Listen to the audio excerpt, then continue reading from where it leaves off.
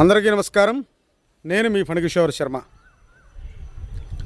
గడిచిన కొద్ది రోజుల క్రితం నేను ఒక వీడియో చేశాను, మన ఇంట దరిద్రాన్ని తెచ్చిపెట్టే పనులు అని. ఆ వీడియోలో కొన్ని విషయాలు మాత్రమే చెప్పాను. మరికొన్ని విషయాలు ఇప్పుడు చెప్పే ప్రయత్నం చేస్తాను.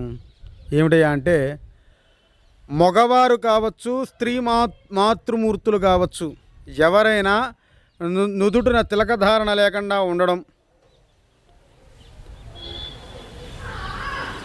ముఖ్యంగా మొన్న చెప్పిన మాట ఎవరికి కొంతమందికి అర్థం కాలేదనుకుంటా. స్త్రీ మాతృమూర్తులు జడ ఇంట్లో కూర్చుని దువ్వుకోవడం తప్పు, అల్లుకోవడం తప్పు కాదు. జడ ఇంట్లో దువ్వుకోవడం తప్పు.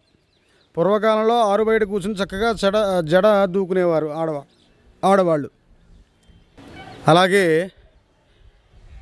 ఎవరైతే వివాహమైనటువంటి స్త్రీలు తమ మెడలో ఉన్నటువంటి సూత్రములు తీసి పక్కన పెట్టడం,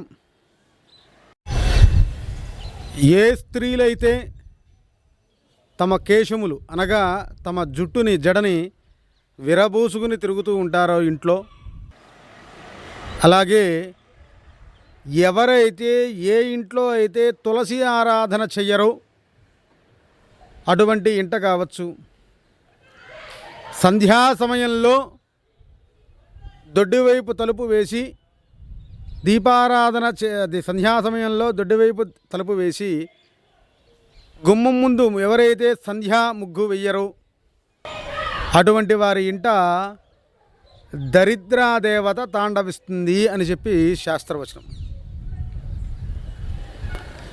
దీనికి కూడా నన్ను చాలామంది ఎక్కిరించేవారు ఉంటారు. నేను దానికి ఏమాత్రము దడవను. మొన్న ఇలాగే వీడియో చేసి పెడితే దాంట్లో ఒక స్త్రీమూర్తి, మీరు గడ్డం బాగా పెంచుకున్నారు కదా, ఆ గడ్డం యొక్క వెంట్రుకలు మీరు తినే భోజనంలో పడవచ్చు అని చెప్పి వెక్కిరింతగా మాట్లాడింది ఆవిడ. నేను ఇలాంటి వెక్కిరింపులకి, వేళాకోళాలకి, బెదిరింపులకి అస్సలు దడవను. అన్నీ ఆలోచించుకునే నేను ఈ డిజిటల్ ప్లాట్ఫామ్లోకి వచ్చాను. ఏ విషయము పూర్తిగా తెలియకుండా అయితే రాలేదు.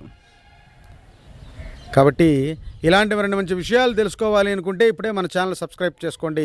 సర్వే జనా సుఖినో భవంతు. జై శ్రీరామ్.